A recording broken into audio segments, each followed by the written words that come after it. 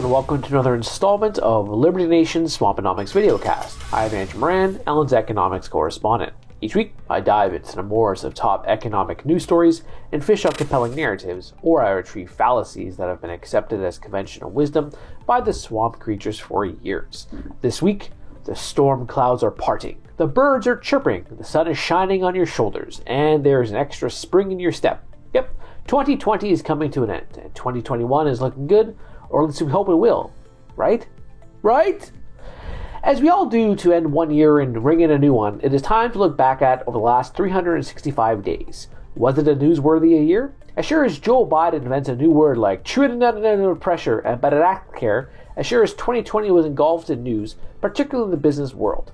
Here are some of the top stories that this week's edition of Swamponomics will look back on. First, Federal Reserve Chair Jerome Powell took the U.S. Central Bank where no other Eccles building had gone before.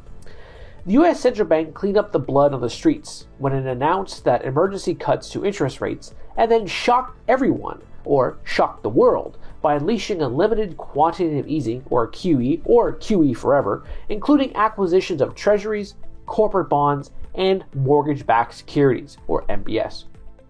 In just a few short months, the Federal Reserve's balance sheet exploded to more than $7 trillion, and there is no sign that the central bankers will tighten heading into 2021. It was many trading sessions of depressing numbers. Black Monday, dead cat bounces, and circuit breakers dominated the financial markets in March. It was ugly out there, sending the Dow Jones Industrial Average to an eye-popping low of just over 18,000. It was not any better for the Nasdaq Composite Index or the S&P 500, with each index cratered to 6,600 and 2,200 respectively.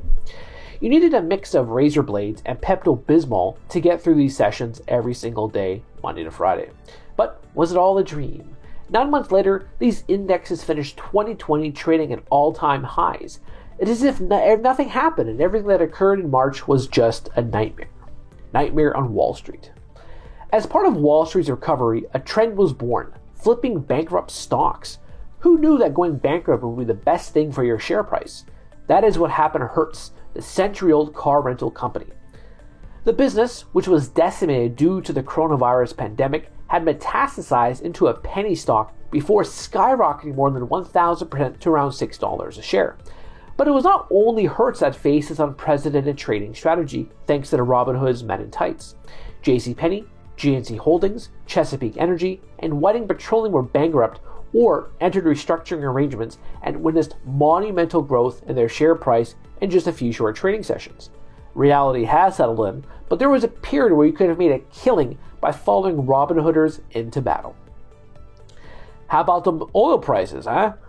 In the future, you'll be able to tell your grandchildren that you were alive when crude oil prices slipped into negative territory for the first time ever. What a story that will be.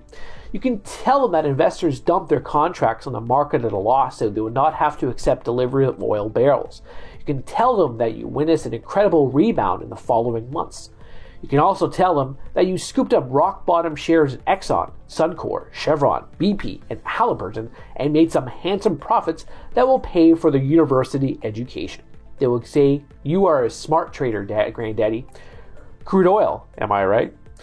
The precious metals cratered at the height of the COVID-19 pandemonium. However, as inflation fears swept the world, gold and silver prices skyrocketed.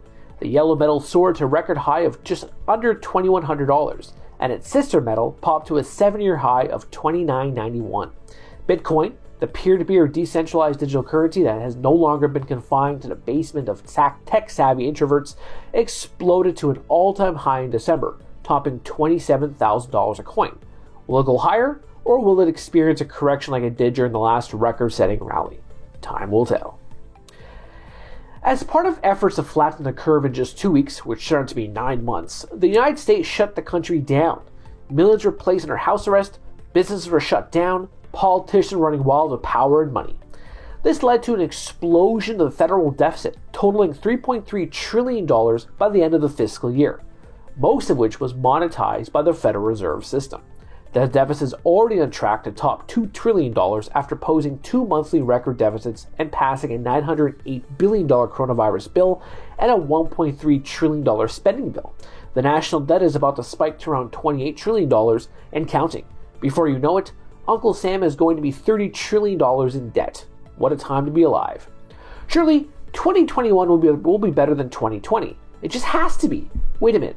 There's going to be a sequel to Space Jam starring LeBron James? Oh, the humanity. Anyway, that's it for me this week.